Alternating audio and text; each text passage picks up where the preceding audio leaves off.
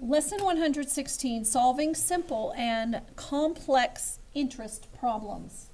If we had simple interest, that just means that we're going to get the same amount each time regardless of our principal. Now there's a formula, it's just I equals P times R times T. Now I is the amount of interest, how much you're going to get. P is the principal, that's what you're starting with, how much money you're starting with. R is the annual rate as a decimal. Usually they'll give it to you as a percent, and then you just change it to a decimal. And T is the time in years. So let's say we start with $4,000 and we're going to get 5% simple interest. How much interest in 3 years are we going to get?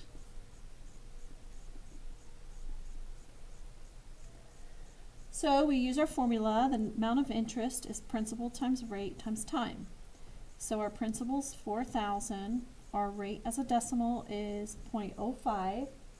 And our time in years is 3. So we're going to get $600 in 3 years on our $4,000.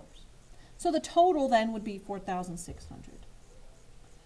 So let's say that our principal is $12,500 and we're going to have a rate of 4% and our time is 15 years. Let's say we want to find out what the interest is after 15 years. So we take our principal, 12,500 times the rate, 0.04 times 15, and we'll get $7,500 in simple interest.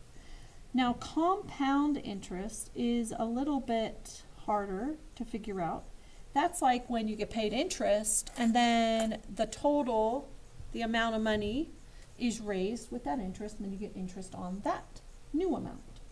So this formula is A, that's the amount, is principal, times 1 plus R divided by N, and then that into parentheses raised to the NT.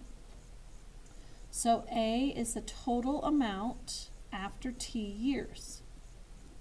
And there's our T in our formula. P is the principal, that's how much you're going to start with. R is the rate as a decimal. Now N is the number of times that the interest is compounded each year. So if it says it's compounded annually, then our N will just be 1. If it says it's compounded quarterly, then our N will be 4. So it just depends on how often it's going to be compounded in the year. And then T is the time in years. So let's do an example with that where we have $4,000. We're going to have a 5% compounded annually.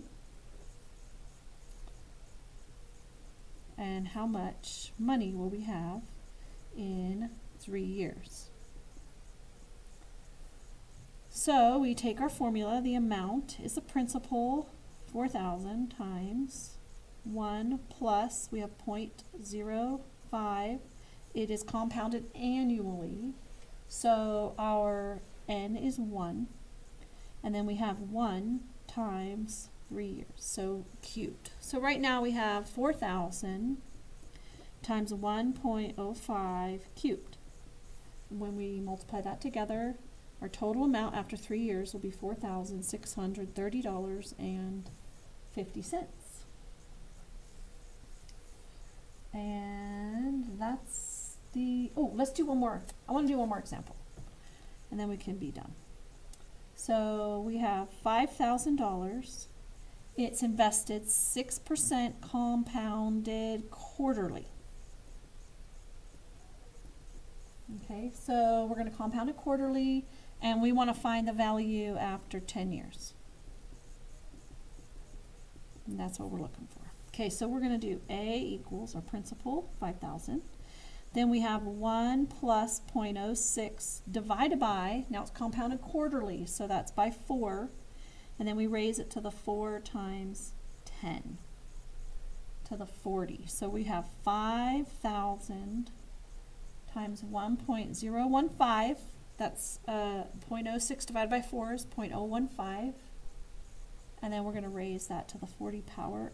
So we're going to do the powers first, and then we'll multiply by 5,000. And the total after 10 years is going to be $9,070.09. And that's the end of the lesson.